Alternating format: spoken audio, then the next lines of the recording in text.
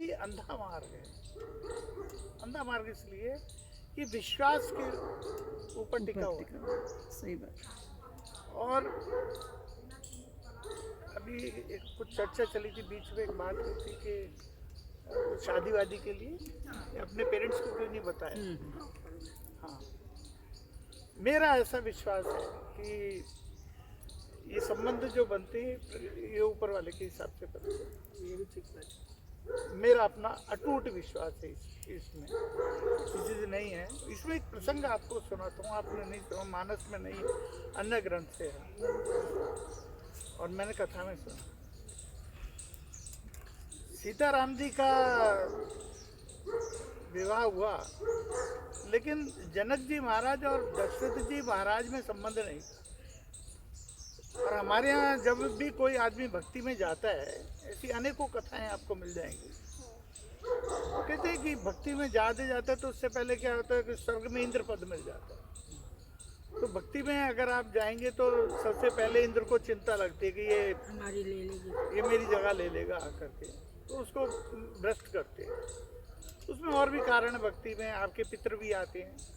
अगर आप भक्ति मार्ग में जाना चाहते हैं तो पितरों का शमन करना पड़ेगा आपको और श्राद्ध तर्पण करना पड़ेगा गया में जा करके, अन्यथा वो आपको जाने नहीं देंगे। तो जनक जी महाराज का यश फैल रहा था बहुत ज़्यादा। तो इंद्र को लगा कि ये मेरे पद पे ना आ जाए। तो उन्होंने एक सांग रचा, एक गाय बन करके आ गई और राजा जनक ने उस गाय को हाँक दिया। तो गाय को हाँका तो गाय गिर गई और गाय मर गई।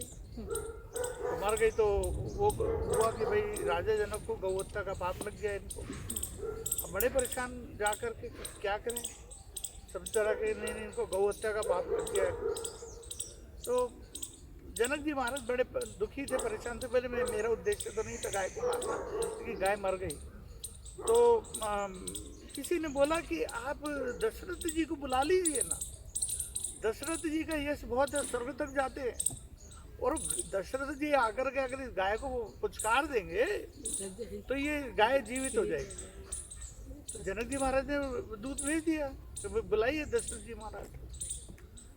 और वो दूत चला गया वहाँ पे जाकर के दशरथ जी महाराज को कहा कि जनक जी ने आपको बुलाया। तो जनक पूछा क्या काम है भाई, ऐसे अचानक आप आ गए। अब वो भोला था दूत बेचारा, उसने बोल दिया कि हमारे गाय मर गई है और उसलिए बुलाया। तो दशरथ जी महाराज ने कहा कि यार ये काम तो हमारे यहाँ का कोई मेहतर भी कर देगा। हाँ, उसको बुलाया इधर आओ, अरे इसके साथ चले जाओ, इनके यहाँ गाय मर गई है ना, उसको ठीक कर। तो वो चला गया और जाकर के उसने गाय को गया तो गाय जीवित हो गई। अब वो गौहत्या के बाद से तो वो हट गए, लेकिन जनक जी को लगा कि ठीक है वो चक्रवर्ती सम्राट हैं, स्वर्ग तक आना जाना है, लेकिन हम भी राजा हैं, हमने उनको बुलाया था, आदर दिया था, उनको आना चाहिए था। तो जनक जी ने कहा कि आज से जो है ना अवध से कोई संबंध नहीं। और अगर आप मानस या कोई भी वो प्रसंग देखेंगे तो अवध में कोई संदेशा नहीं भेजा गया सीता जी के संबंध, वो इनवाइटेड नहीं। तो गाना नहीं है तो अब पश्चिम दिशा से एक साधु बाबा आए, ये तो है। तो ये जो थे राम लक्ष्मण जो थे ये विश्वामित्र जी के साथ गए। तो जनक जी ने पूछा, जनक जी जा करके राम जी पे बड़े मोहित हो गए। तो उन्होंने पूछा ये कौन है, ये दोनों राजकुमार बड़े सुंदर है, कि कौन है ये। तो बोला कि ये दशरथ जी के पुत्र हैं। तो जनक जी ने ज़्यादा तवज्जो नहीं दी उनको, ठीक है हुआ है। तो अगर आप रामचरितमानस को देखें तो उसमें उन्होंने वर्णन किया, सब मंचनते मंच एक सुंदर विशुद्ध विशाल, बहुत सुंदर मंच बनाया लेकिन अलग बनाया। हाँ। तो वहाँ पर जाकर के इन दोनों को बिठा दिया कि भाई तुम स्वयंवर से अलग हो। और वहाँ पर जो है कोई भी जब धनुष को नहीं तोड़ पाया तो राजा जनक ने कह दिया कि भाई पुत्री का विवाह नहीं है। तो लक्ष्मण जी बड़े क्रोधित हो गई, सब कथा आपको मालूम है। लेकिन जब समय अनुकूल आया तब विश्वामित्र ने क्या राम जी जनक धनुष को तोड़ दिए। तो ये वो प्रसंग था जो आप ये कह रहे थे कि वो कर देते वैसे, ये संयोग है, ऐसा मेरा मानना है। नहीं बिल्कुल सही और समझाया भक्ति आपने। वाला जो रास्ता है ये अंधा रास्ता है, शरणागति है, और शरणागति में प्रश्न नहीं है, भगवान जो देंगे ना वो देंगे। आज मैं एक छोटी सी वो कविता उसमें बोलना चाहता था, आज मैं आया तो लगा लीजिए माइक। अगर आप मानस में पढ़ेंगे तो मानस में एक सबसे दीन जो भक्त आया मानस में, वो एक मारीच है और एक केवट है। अगर आप केवट का प्रसंग मानस में पढ़ेंगे तो मानस में इतनी दीनता नहीं है। मानस में सीधा बोला, महाराज आप गए थे, वो स्त्री को पैर लगाया था, मेरी नाव बन जाएगी तो क्या है। लेकिन थोड़ा सा वहाँ पर ये तो कहा भगवान के सामने, लेकिन बोल दिया वो तो। अच्छा, लक्ष्मण जी जो है वो घूर रहे हैं, यार ये भगवान से बहस कर रहा है यार। तो उन्होंने ये भी बोल दिया कि बर तीर मारे लखन पे जब लगन पाए पखारे।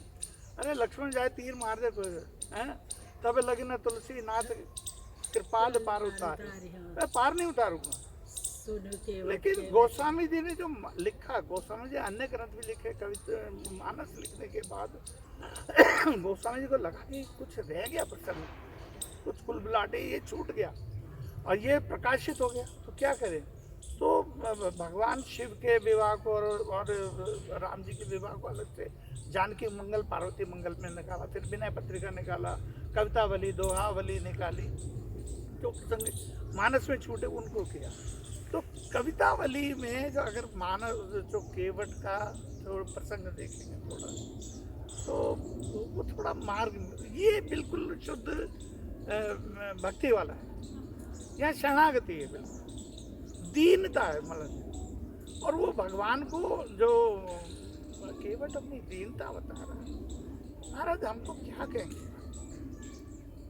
तो बोले क्या, बोले हम आपके पैर धोएंगे। तो क्यों पूछ रहा है, तेरा पात भरी सहारी सकल सुत बारे बारे सबको।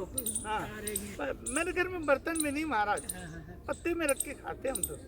पात भरी सहारी सकल सुत बारे बारे, केवट की जात कछु वेद न पढ़ाई। अब यहाँ बड़ व्यवस्था दिखाई, केवट की जात कछु वेद न पढ़ाई हूँ, सब परिवार मेरो यही लागी राजा जी, दीन बित्तीहीन कैसे दूसरी घड़ाई। या विनय, दीन बित्तीहीन कैसे कठौती लाएंगे, दीन बित्तीहीन कैसे दूसरी घड़ाई हूँ, गौतम की घर निजो तरनी तरेगी मोरी। गौतम की घर निजो तरनी तरेगी मोरी, प्रभु से निषाद होके बाढ़ ना बढ़ाई हूँ, और तुलसी के ईस राम राम रोसे साथी कहूँ, बिन पग धोए नाथ नाग।